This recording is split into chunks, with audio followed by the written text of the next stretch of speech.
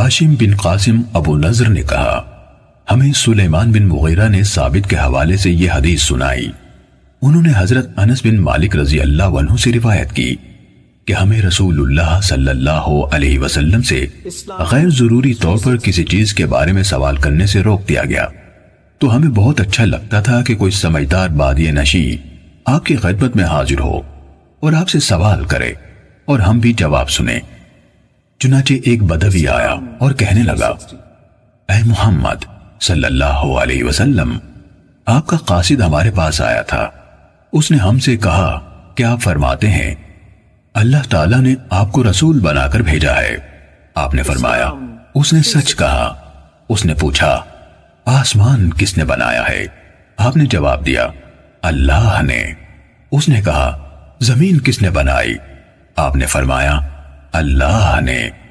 اس نے سوال کیا یہ پہاڑ کس نے گاڑے ہیں اور ان میں جو کچھ رکھا ہے کس نے رکھا ہے؟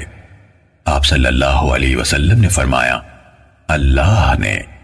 بدوی نے کہا اس ذات کی قسم ہے جس نے آسمان بنایا، زمین بنائی اور یہ پہاڑ نصب کیے، کیا اللہ ہی نے آپ کو رسول بنا کر بھیجا ہے؟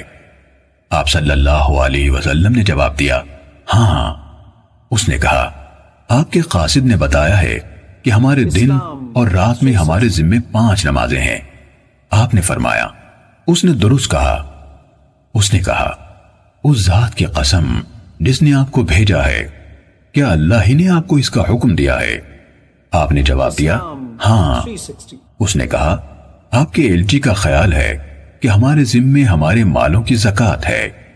آپ نے فرمایا اس نے سچ کہا۔ بدوی نے کہا اس ذات کی قسم جس نے آپ کو رسول بنایا، کیا اللہ ہی نے آپ کو یہ حکم دیا ہے؟ آپ نے جواب دیا ہاں۔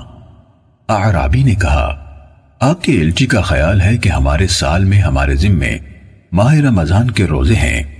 آپ نے فرمایا اس نے صحیح کہا۔